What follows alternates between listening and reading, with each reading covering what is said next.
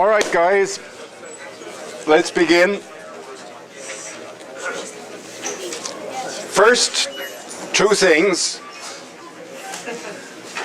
One, I have distributed hard copies of graded homework number 10, I believe, and it will be due next Wednesday.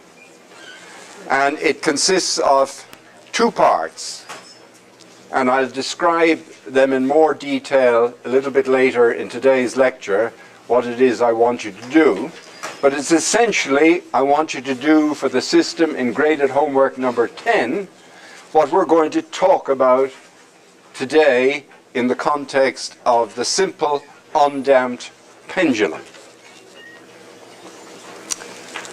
The second thing is just a little idiosyncrasy on my part. I handed out a set of picture frames, and I would just like you to put an X in the one that you find most aesthetically shaped.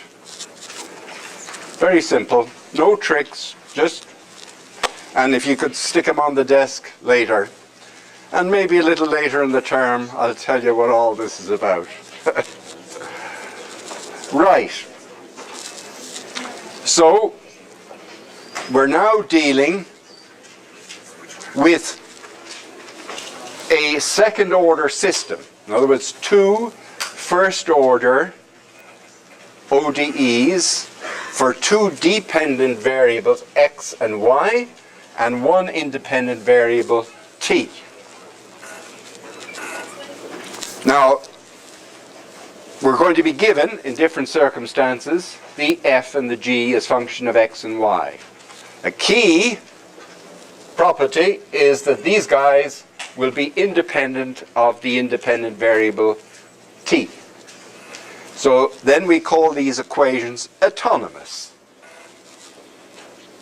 For the pendulum, x being the angle, y is the angular velocity, I've chosen time units, so the g over L, which is units of 1 over time squared, I'm going to choose my time units, so that's 1. So therefore I get a big 1 there. I've no damping, so dy by dt, the angular velocity, this is just the Newton's law, because it's d2x by dt squared is minus g over L sine x. And we're going to try and understand the behavior of this pendulum as a dynamical system. Now before, when we've been looking at very small vibrations of the pendulum, where x is small, we've been able to approximate sine x by x, and then we have linear equations which we're very good at solving. But now I want to show you that you now have the power to actually solve nonlinear equations of this autonomous type. Equations which turn up in lots of different situations. And we're going to look at this guy in particular. Now, we looked at him a little bit last day, but I want to tell you some more now about how one might, the JODE approach was to just simulate, use the software program which solves equations of this sort, and just look at the solutions, and in particular to look at the trajectories in what we call the phase plane. That's in XY space. Okay? What we mean by that is, for instance, supposing I start here at this position, this is x equals 0, and dx by dt equals about 1 and a bit. And what that means is I start with a pendulum here in the low position, and I just give it an angular velocity initially. Then what will happen is the x, if you plot the x of t and y of t at different times, it will just move around this curve here. It's a sort of an ellipse. In fact, it is an ellipse in general, in a circle in special cases. It just moves around like this. So this is the starting position. Then when it gets up to the maximum amplitude, you are at that position with no velocity. Then it starts swinging back like this. In other words, the y, the velocity, goes negative till you come back to the center position. Then it swings out the other side up to the maximum x on this side, and then it returns to where you started it from with the same velocity because we've no damping. Yes? So why is the velocity Why is what? What is it? Why is the velocity? Yes, y of t is the velocity at all times, and y of 0 is the starting velocity, which is this point here. Okay? So we notice from this simulation, first of all, that the motion is periodic. In other words, it repeats itself every so many units of time. Now that period is close to root 2 or 2 pi root L over G, but it's not exactly that because we're dealing with a fully nonlinear problem, and the period will get longer the more the swing is. In fact, if you're going to go all the way up to here and swing back all the way up to here, the period gets eventually infinitely long. Okay, because it has to go up and up and up and up, and it takes an awful long time just to come to this position before it falls back. Okay, because it just is barely enough energy to get to the top. Now, so we see there's various kinds of trajectories. One is this one that I've just described, where the pendulum swings backwards and forwards like that. Right? Then there's another kind of trajectory, which if I gave it a big kick initially, okay, and it's undamped, it just swings right over the top. Slows down as it gets to the top, speeds up, slows down, just keeps on swinging like that, right? If I start down here, I've given it a big kick in the opposite direction, and it just keeps swinging over and over the top. So, for instance, here, you gave it a big kick. As it gets up to the pi position, in other words, up to here, it has lost a lot of its angular velocity. So the angular velocity is now down here.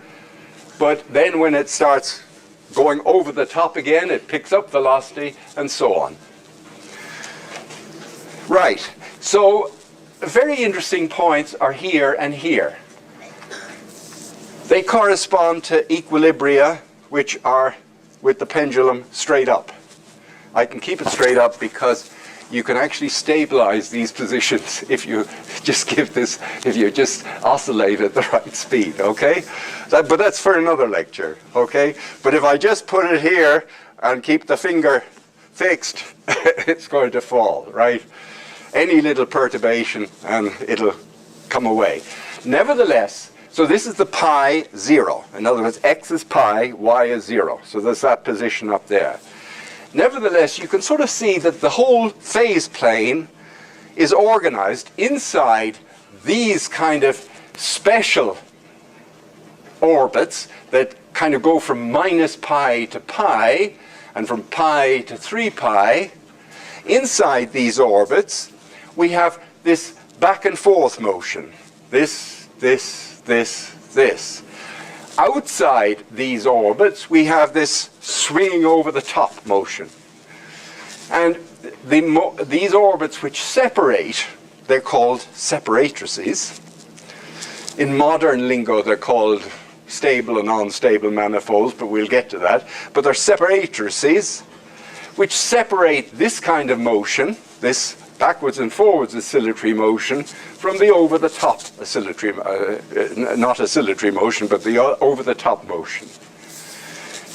So around these points, these are the so-called stable points. They're Lyapunov stable. We've no damping. The pendulum just swings backwards and forwards like this.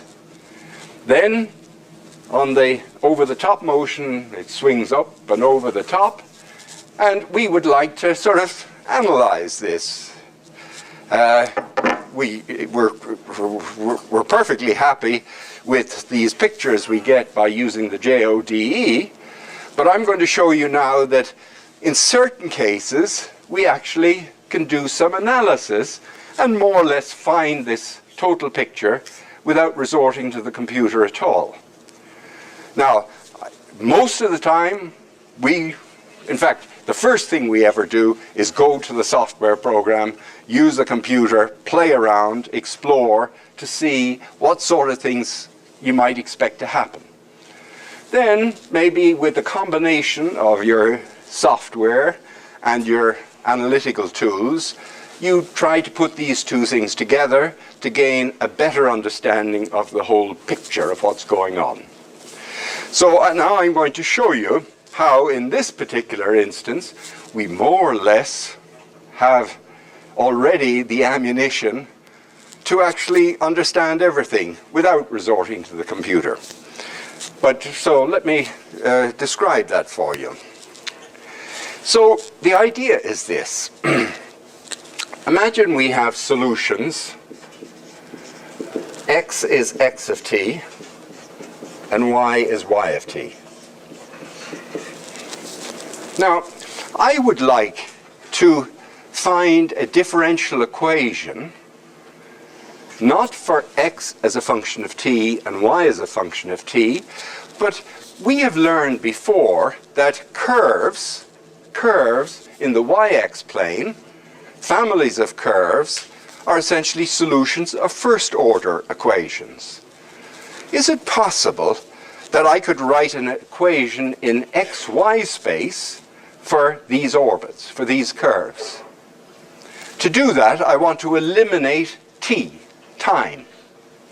So let's imagine I can invert this to get t is t of x. Okay, so instead of writing x as a function of t, I'll now invert it and write t as a function of x. There are certain conditions for inversions, but you'll meet them in other classes, but more or less we can do it. Okay?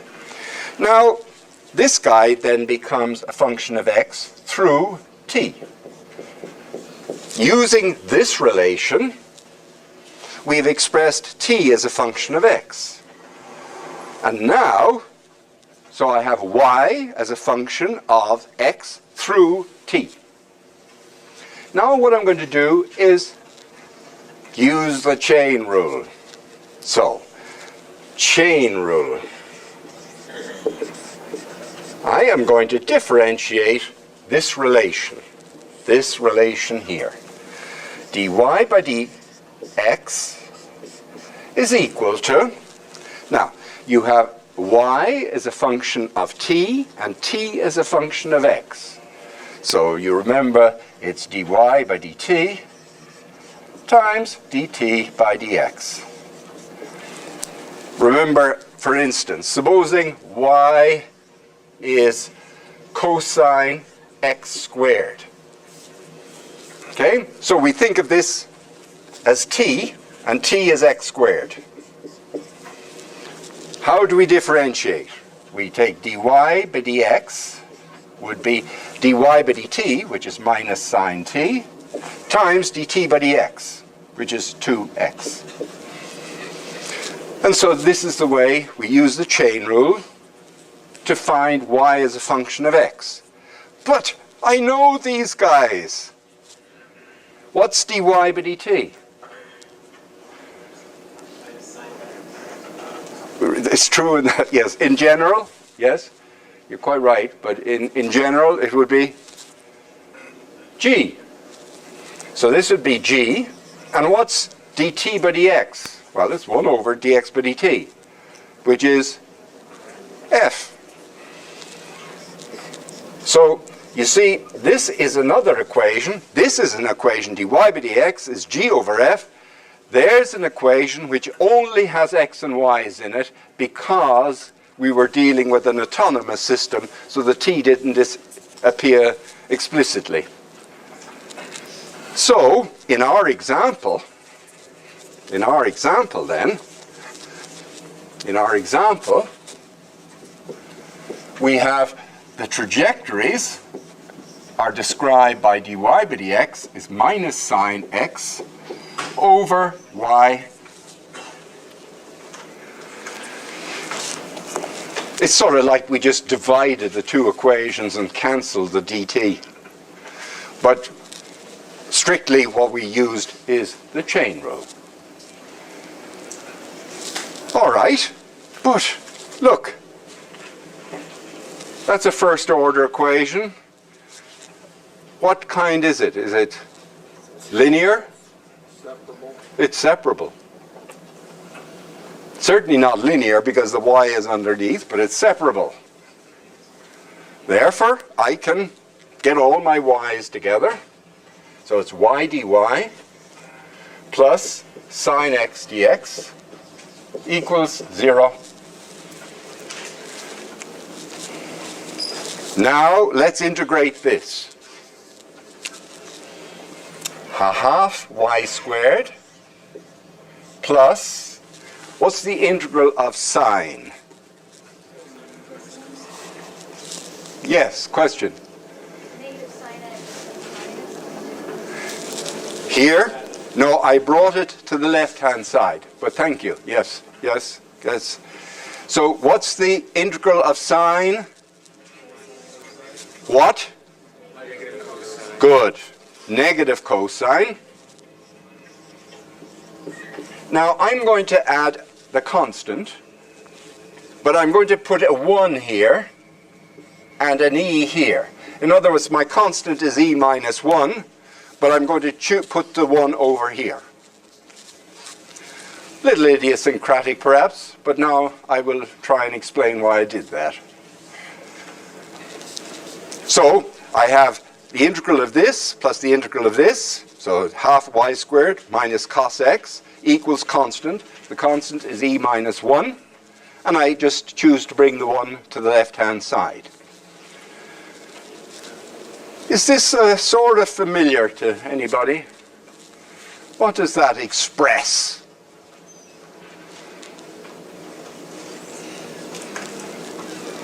Yes.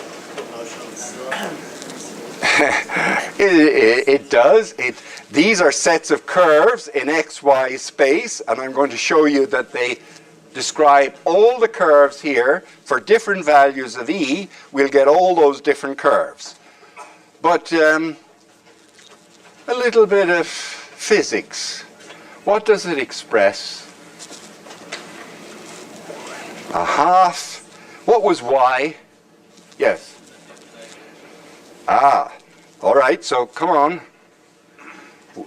Half y squared is what? Kinetic energy of this swinging ball, right? It would be half L squared times half m, if there was a mass there, L squared theta dot squared, or x dot squared, which is half ml squared y squared. But we've taken units so that the m is 1 and the l is 1. So it's a half y squared, you're quite right, is the kinetic energy. What do you think the 1 minus cos x is? Very good. Measured from where? Where is the zero potential energy? What? The bottom. Because, so here's the thing at the bottom. So what is this distance there? So this is 1, this is L, like L is 1. Right? Just move it up a bit so it looks more realistic. So this distance here is 1.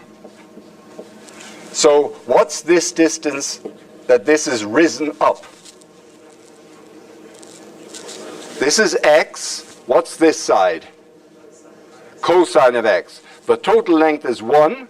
So what's that distance? 1 minus cosine of x. So that's the amount by which you've lifted this ball. So when you see, when you're up at the top of the swing, if it's just swinging backwards and forwards, initially you had lots of what kind of energy? Kinetic energy, because you gave it a whack. You'd no potential energy. Then it gets up to this position. Okay? So it gets up to this position. Now what's the kinetic energy when it's just stopped about to return? 0. But what's its potential energy? It's 1 minus this cos x. All right? Now why is the total energy seems to be constant? Why is that true? Conservation of energy. Why do we have conservation of energy in this case? There's no damping. It's just a nice mechanical system with no damping. So in fact, all these curves are really just expressing the constancy of energy in this case. In other cases, if we were spinning a top or something like that, one of the relations might express the conservation of angular momentum. In this case, it's the conservation of energy. So now we're going to look at different cases. Let's suppose, first of all, what is the sign SIGN of a half y squared? Positive. What is the sign SIGN of 1 minus cos x? It's always positive. So E is positive. So we know E is positive. So we're going to look at different values of E. Okay? So at first, I'm going to take, so case 1.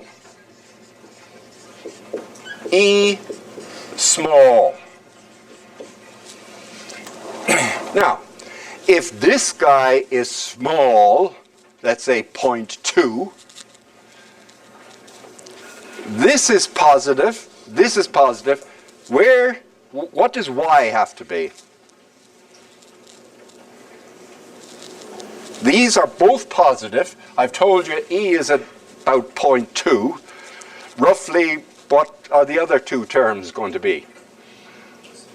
Well, if they share energy, it'd be about 0.1 each. So they're small. Right? Okay. Now, the half y squared I'm happy with. So y, this implies, of course, that y is small. And 1 minus cos x is small. Now, if cos x is close to 1,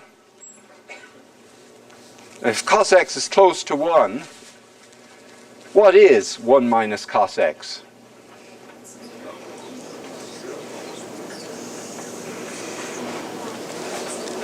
Roughly.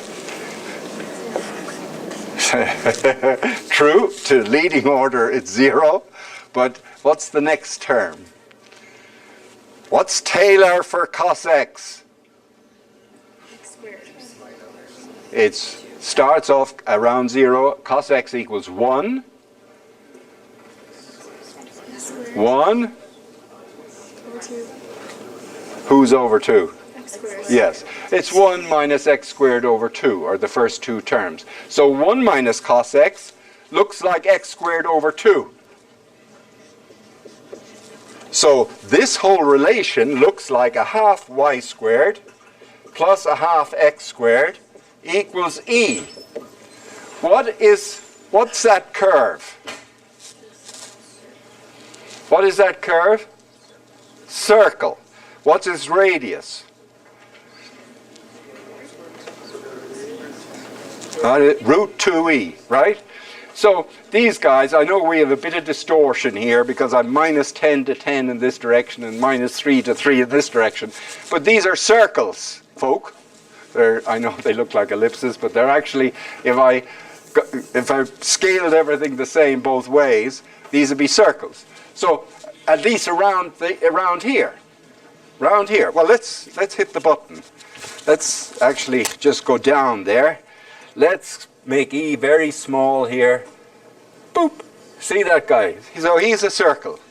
So you can see that in the neighborhood of the origin, and in fact around 2 pi and minus 2 pi, because everything is periodic. If I start here, little bump, and here, little bump, I just get circles.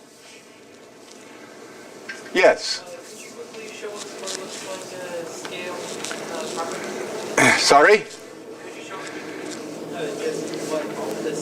Okay, this is, I think, minus 10 to 10, and this is minus 3 to 3, and there's a natural distortion in the picture anyway, I'm afraid. Even if you do squares, they look rectangular, unfortunately, the program.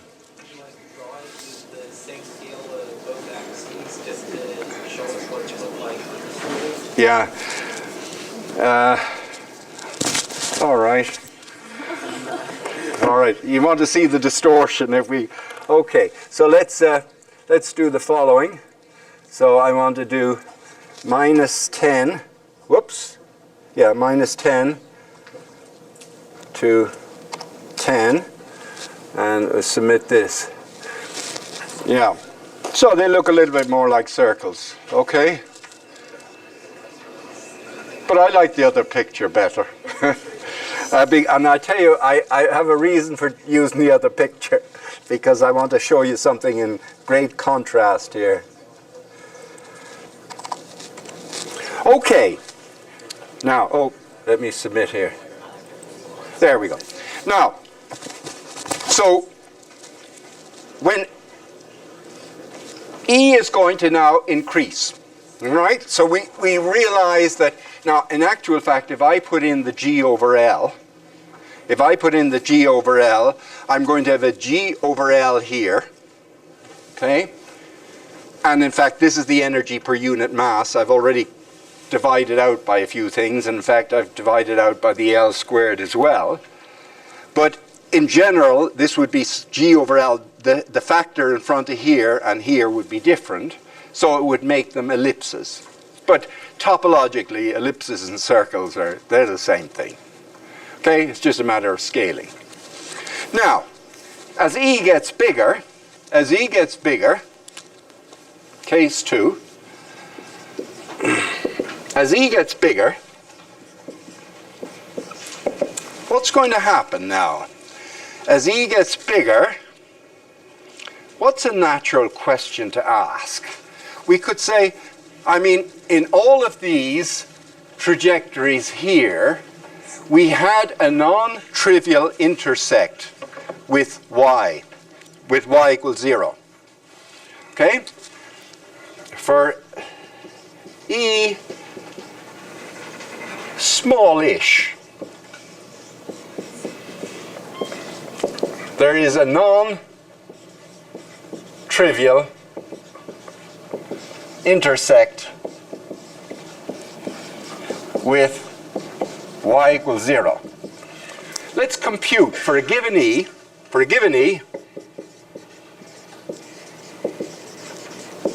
What are the intersects? They're given by 1 minus cosine x equals E. Right? Because when y equals 0, this is y equals 0, then I would find the x's. In other words, for this E, for the E describing this curve here, y equals 0 here, so the x at that point and the x at that point is the solution of 1 minus cos x equal E. And because the solutions, there'll be two solutions, because cos x is even, and then because cos x is periodic, we'll get these solutions as well. Okay, well actually we'll get these solutions corresponding to this guy over here. All right? So we'll get all the solutions as this intersect. What can E get up to in order that I have a solution of this? So, so this implies that cosine x is equal to what? 1 minus E. Right? Do I always have a solution for that? If cosine x is going to be 1 minus E, what does 1 minus E have to lie between? Minus 1 and 1. For solutions, we must have minus 1 less than 1 minus E between that and 1. Let me take out the 1 on both sides, so I get minus 2 less than minus e less than 0. Now let's flip this. If I divide by minus on an inequality, what have I got to do with the direction of the inequality? You better believe it. So e has to lie between 0 and 2. Okay, to get these intersections. What would e be when it gets all the way up to 2?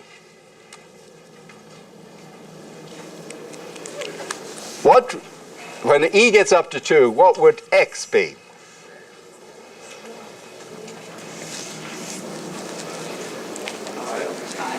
Be pi or?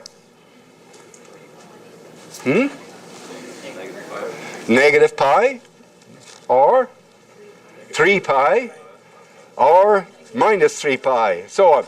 So all of these points, these guys, okay, these are the final intersections you get.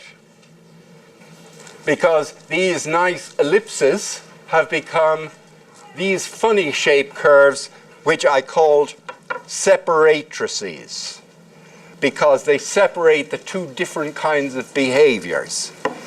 Now these separatrices are very interesting. Okay, and now we're going to find out what they are. Because, case 3, when e equals 2. Okay? Now, if e equals 2, what is my equation here? It's a half y squared equals, e is 2, subtract the 1. So I get 1 plus cos x. Right? So these are the curves, which are the separatrices. What's 1 plus cos x?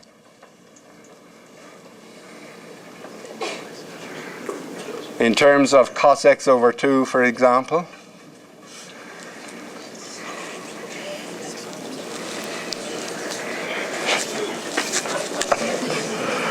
Oh. I should have you write down who taught you trigonometry. We shame them. What? I said I'll happily give you that name. You'll happily give me that. You still remember him fondly, do you? All right. It's 2 cos squared x over 2.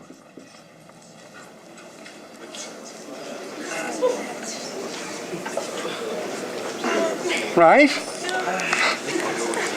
Look, what's the cosine of 2x?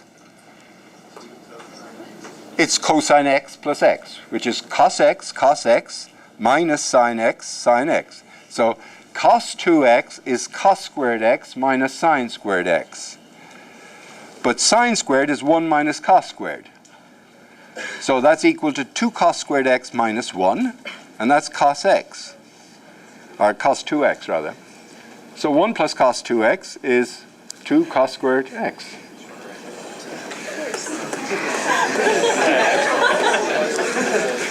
Why is this nice? Because I can solve for y. Y is plus or minus 2 cosine x over 2. Now you know what those curves look like. You could graph y equals 2 cos x over 2. And look. You start up there at that point, which is about 2. You see that? This is the curve cos x over 2. This is the curve y equals 2 cos x over 2. Where's the curve y equals minus 2 cos x over 2? It's this one. Okay? So the separatrices we can actually find. There they are. they're the separatrices. And where do they intersect? They intersect at the pi, minus pi, 3 pi, etc., etc. These are the unstable points. Okay? Now look at the wonderful behavior near separatrices. If I were to start, say, right just inside here, in other words, I start with, say, 0 velocity and the thing in this position. What's the orbit going to be? It's going to be up and like this, swinging backwards and forwards. But supposing I give it a tiny little perturbation and instead push it just up to here. Now the motion is totally different. It's now swinging over the top because it's now going down, up. It's following just the outside of that separatrix. Let's take a look. So if I start just in here, I'm going to do it on this one. If I start just here, no, I have to do it over here, I think.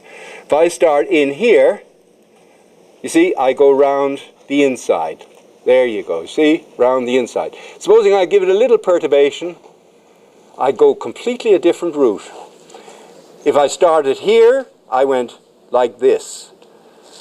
If I started here, I went completely different. So you get this tremendous separation. Two orbits which start very close together, they separate exponentially. Now, this is an aside, but it's very key to why we can't predict the weather. In this dynamical system, things were very integrable. There's only one point, this saddle point, or the pi, near pi and minus pi and 3 pi. There's only a few of these saddle points where by changing the initial conditions slightly, you get wildly different behavior. But there are some differential equations, in fact, rather simple differential equations. In fact, if I wrote down just some examples of a system of 3 autonomous equations called the Lorentz equations, which sort of were meant to simulate in a very crude way what the weather, just a description of the temperature fields and velocity fields in the atmosphere. What I would find is that actually there are lots of these points where orbits separate. So here's the problem. Supposing almost at every point orbits separate at an exponential rate, that you've lots of these saddle points in the space. Well, then the trouble is this. If you never have precision on your initial conditions. So even though you have an equation, an exact deterministic equation, telling you if I know x of 0, y of 0, z of 0, I know exactly where x of t, y of t, and z of t will go by solving this deterministic differential equation. But if I only know x of 0, y of 0, z of 0 to a certain precision, then if I made the error in this direction, the orbit might be over here. Whereas if I make it in this direction, the future position would be over here. So very quickly, tiny imprecisions in your knowledge of initial conditions get amplified by the dynamical flow itself. Now, that's called what? Anybody? It's something theory, and you've heard lots about it, I'm sure. Chaos theory. So that's just the basic idea of chaos theory, is that you have this extraordinary sensitivity to initial conditions, that tiny errors in your knowledge of the initial state of the system get amplified by the flow of the trajectories of the system. And this is why the equations for the atmosphere, the motion of the air, and the temperature fields and pressure fields, these equations, unfortunately, have this property. So that you have very limited, roughly, your ability to predict the weather is governed by how fast these trajectories on the average move apart. That's called a Lyapunov exponent. Same Lyapunov as the guy in stability. The speed at which they move apart sort of limits your ability to tell the weather in the future. Nowadays, we're up to about 7 days. I mean, in Tucson, you're up to about three months. But in Ireland, it would be 7 hours. But anyway, and they do all sorts of tricks. Now I'm wandering a bit far from my subject, but they do all sorts of tricks now. They have this data assimilation. They try and integrate the equations, but constantly update the positions with experimental observational data. Anyway, so saddle points are very important in helping organize these flows. Now, I can solve this, because what's y? Y is dx by dt, right? Y is dx by dt. So, the dx, y equals 2 cos x over 2. I can integrate that, right? Separable, right? I call x over 2 equal u. And I can integrate that, because I've just got to integrate secant, right? Because it would be, so it's cos x over 2, sorry, secant x over 2, okay, times dx over 2, equals dt. That's that equation. And exercise,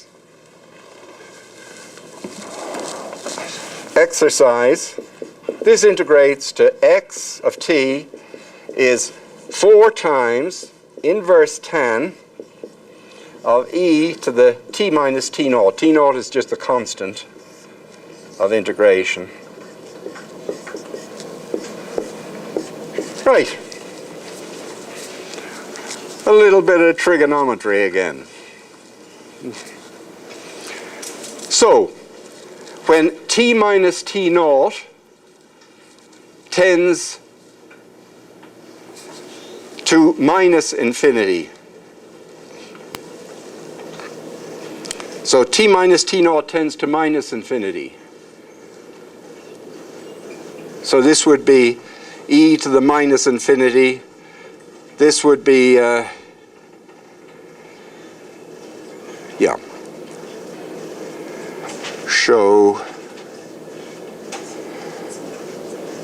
well, let's take what happens when t minus t naught tends to plus infinity. Who's the biggest term here?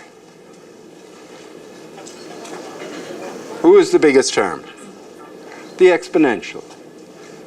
So when t minus t naught tends to plus infinity, this argument here tends to what value? 1. Whose tangent is 1? Pi over 4. If I multiply him by 4, what do I get? Pi. Now, if t minus t naught tends to minus infinity, these guys are small, and this is minus 1. Whose tangent is minus 1? Minus pi by 4. Multiply by 4, minus pi. So as t minus t naught goes from minus infinity to plus infinity, your trajectory will go over this separatrix curve. So in other words, at minus infinity, it was up here, and the orbit takes you around plus infinity up here. So you have to think it's not quite minus infinity, it's minus almost infinity, and then up to plus infinity.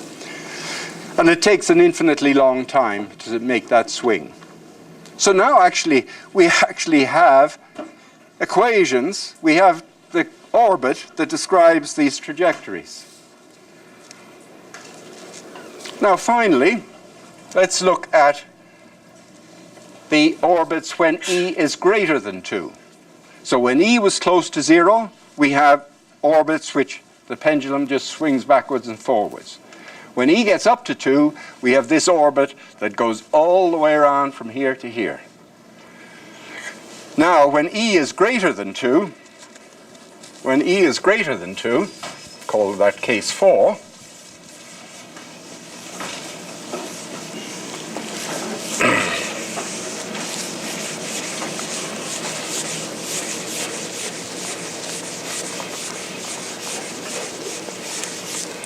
all right, so now case 4, E greater than 2. And let's look at the case when E is very big indeed. Let us take E to be much greater than 2.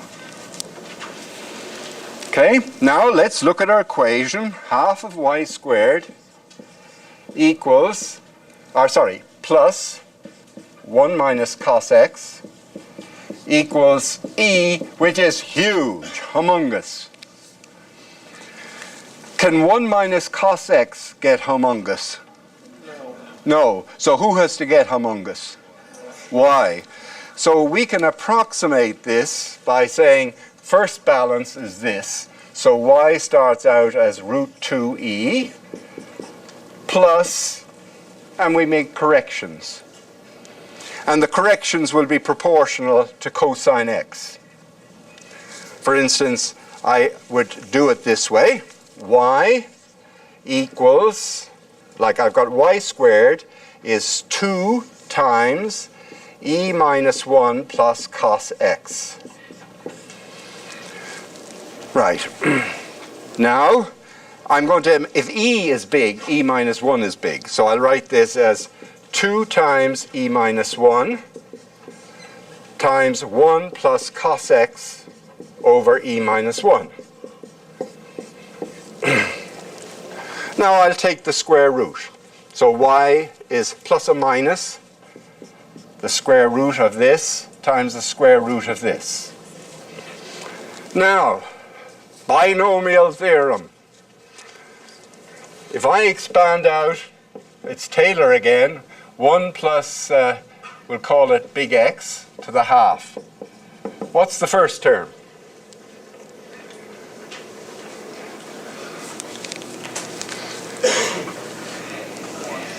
One is correct.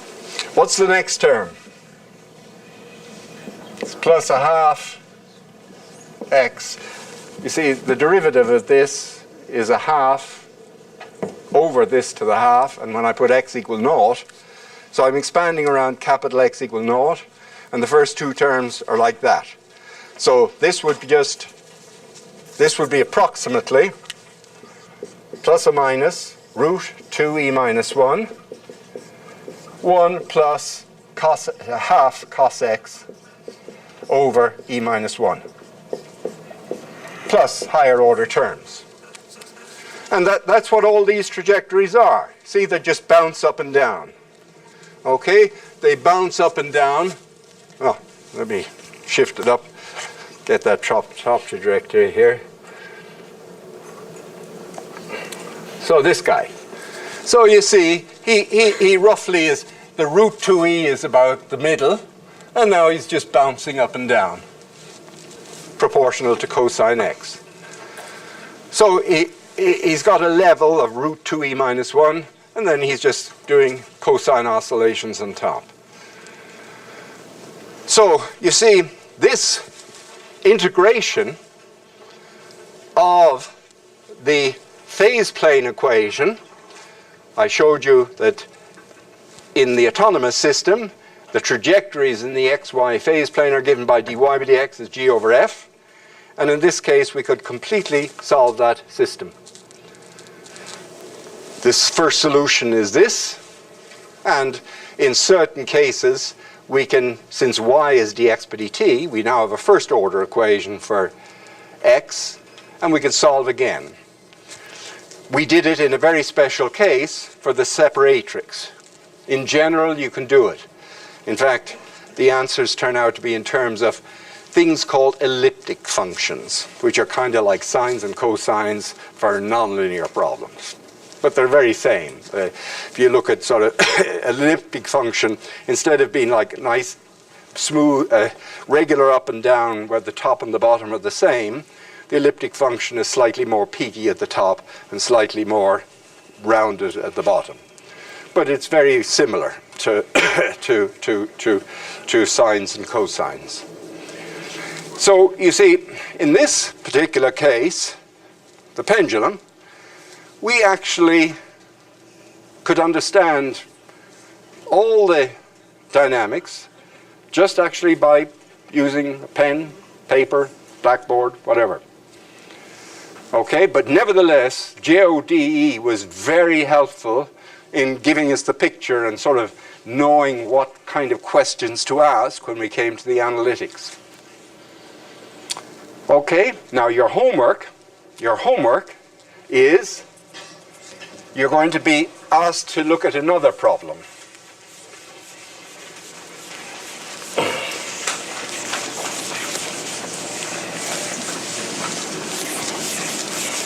And I want you to explore this. So it's dx by dt is y, and dy by dt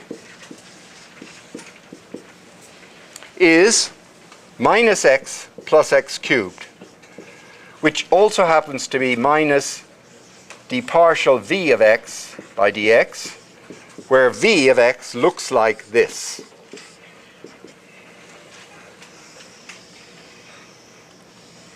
So this is x, and this is the graph of z equals v of x. So it has two hills. It's got a kind of valley in the middle. This is at x equals 0. And it has two maxima at 1 and minus 1. You can see that because if where the maxima of this v of x is where dv by dx is 0, x is 0 and plus and minus 1. Okay. All right, what I want you to do now is play. I want you to go to JODE, roughly the right, because you're going to have, the fixed points are going to be where? What are the fixed points in this case? Or the equilibrium points? What are the equilibrium points? 0. Yeah, certainly y is to be 0 in all of them.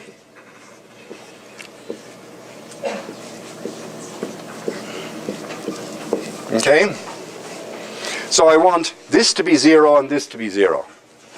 What values of x make minus x plus x cubed 0? Yeah, so here's the 3 points. So you will see that the behavior of the system in the neighborhood of these 3 equilibrium points helps you understand the organization of the whole flow.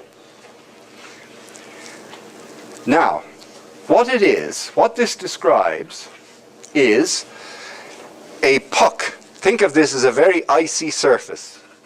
Very icy. And I have a puck sliding over the top of this. Okay? Now, what I'm going to show you by notes, because it would take me a little bit longer than we have today to derive the equation for you. I'm going to derive the equations for you for the actual physical description of this icy hill that I have here. In actual fact, the equations don't quite come down to this, but more or less they do. Okay, you get the same, you'll see from my notes. You can think of this as that we have this puck sliding over this icy surface. It turns out that the x is indeed the x coordinate here, but what we call the y is the velocity along the surface itself. So, but believe me, we can study this system. But we can think of it in these terms. So what are the different kinds of orbits you would expect? Supposing this constant E, the total energy, was very small, what's going to happen? Supposing I start near here. What's going to happen to puck?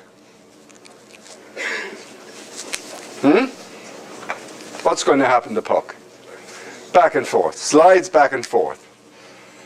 So what kind of motion does that remind you of over here? It's just this, the back and forth swinging of the pendulum. How about if I start here and give it a very weak hit? What will happen then? It'll try to go up a bit, but then it won't have enough oomph to get up, and it'll come back down here. How about if I give it a weak hit here, up, and fall back down? But supposing I gave it a good wallop here, so it got over this hill at a finite speed, where is it going to go now? No, it's not. It has enough energy to get over that hill. There's no friction, so it's going to have enough energy to get over this hill. So it's actually going to go whoop, whoop, like that. And then there's another orbit. If I give this guy a good puck, he'll get over like that. So these are the various kinds of orbits. Which orbit corresponds to the separatrix?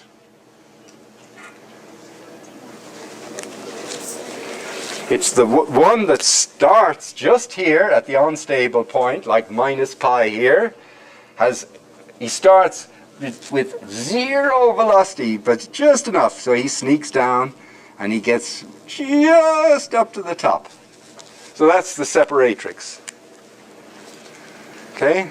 So in terms of this separatrix, you will find you can organize all these sorts of motions in this phase plane picture. Okay?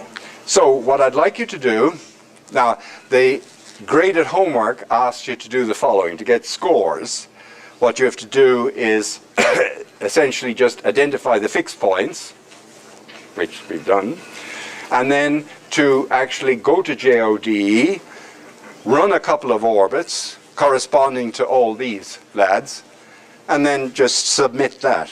Okay, that's for the graded homework. But I'd like you also to try to use this equation, solve it, and see if you can analytically follow. For instance, can you find, what you'll find is the phase plane will look something like this. Here's 1 and minus 1. So I'll have an orbit that comes like this, this, and then this, and this. So this is be y, and this is x, and this is 1, 0, minus 1. And so several orbits will be, they're the guys that just, the puck goes backwards and forwards in the well. This is the orbit where it'll go over the top. This is the orbit where it fails to get over the top on one side and fails to get over on the other side. And I would like to see if some clever guys, if you could find the equation y is a function of x for the separatrices.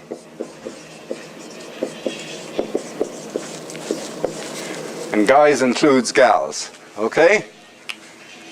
So let's see who can find the equations for the separatrices here.